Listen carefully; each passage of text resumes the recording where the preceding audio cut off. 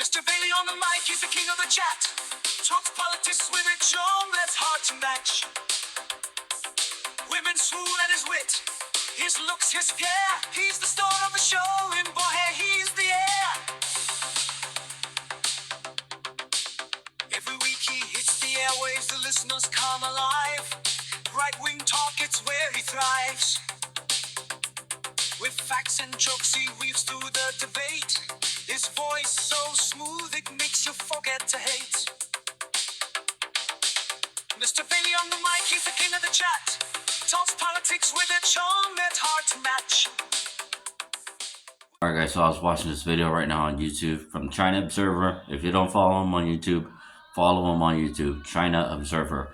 They report all kinds of news happening in China, and they report the truth of what's going on in China. Not CCP, government-backed agencies, because we all know in China, everything's pro-CCP.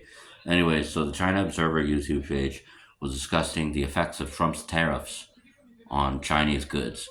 Now, starting May 2nd, any orders from Shein and Temu that are $800 or less will get slapped with the tariff, because that was the loophole that American consumers were going to have tariff-free Chinese goods.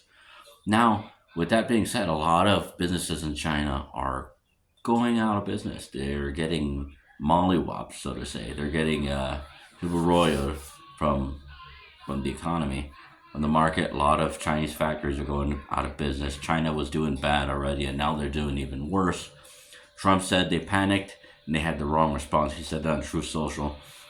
And now what's happening is China is preparing for a war, an economic war that they're not ready for. They will not win this war. It won't be good for China, but it will be good for the United States of America in the long term.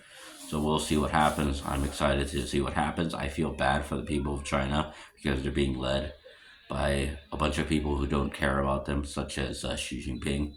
So we'll see what happens. I'm going to play a quick video from the China Observer. A 1980s born entrepreneur running a kitchenware factory in Zhejiang named Lao Guo has recently been overwhelmed by the piles of goods stacking up in his warehouse. In a video he posted, Lao Guo expressed his frustration, saying that US tariffs have shattered his dreams as a middle-aged man striving for success. He shared, "So many goods are stuck due to tariff issues and I don't know where they will go."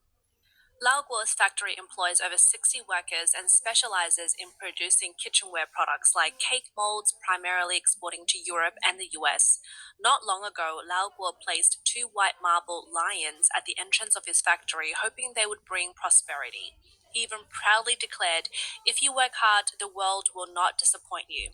But reality has been harsh on him, and he reflects the sentiment of many Chinese entrepreneurs. The more ambitious you are, the more you lose. Since the beginning of 2025, Lao Guo has faced heavy blows from US tariffs. In early March, the US raised tariffs by 20% in response to the fentanyl issue, causing a slowdown in his sales. On April 2nd, President Trump announced an additional 34% tariff, which was a devastating strike for his factory. Lao Guo is uncertain about what the future holds, fearing he might face bankruptcy or closure. Lao Guo's struggles have sparked widespread discussions and sympathy on social media, with people sharing their thoughts in the comments. Some expressed their frustration with the situation, while others offered advice, but the overall mood reflects a deep sense of pessimism and helplessness. If profits decline, the burden will ultimately fall on customers. He said, "When customers ask for price cuts, we do make concessions if possible, but the factory cannot afford to operate at a loss. If it becomes unmanageable, we will have to reduce orders from the US market, and there's no other solution." The situation is even more dire, as a global tariff introduced by Trump is not only targeting China, but also imposing heavy tariffs on several other manufacturing countries. Cambodia faces a 49% tariff, Laos 47%, Vietnam 46%, and countries like Thailand and Indonesia are also affected with tariffs exceeding 30%. These countries have become popular destinations for Chinese companies moving their factories to avoid tariffs. However, the reality is harsh, as these countries now face even higher tariffs. A Chinese business owner with a factory in Vietnam lamented, "I woke up and it feels like the sky is falling." 美国突然打下关税核弹，中国卖家的利润直接腰斩。The US suddenly dropped a tariff bomb, slashing the profits of Chinese sellers by half. There's no way to pivot to Southeast Asia, and now the cross-border industry is in chaos. Major logistics companies halted operations overnight, and videos of overstocked warehouses in Shenzhen have gone viral. A seller told me that now even sending out a package requires recalculating the cost 3 times. But is there really no way out of this situation? 毁灭性的打击这次真的来了。I can tell you directly that we haven't secured a single order. This has been a devastating blow. Just this morning, we received the unfortunate news that the US has increased tariffs on Chinese businesses by 79%.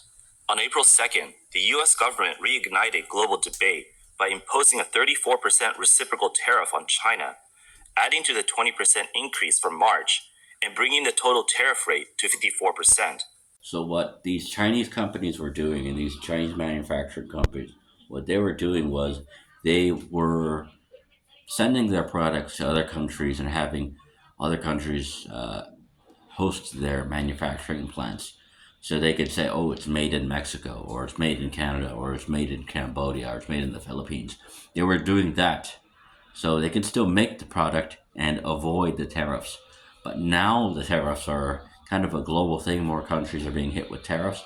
So there's no avoiding the tariffs for Chinese manufacturers. Therefore, the prices go up. There's no profit to be made, and China struggles. Now, like I said, I feel bad for the people of China because of the leadership that they're living under. But at the same time, the U.S. has been getting ripped off for a long time, and I'm looking forward to this change.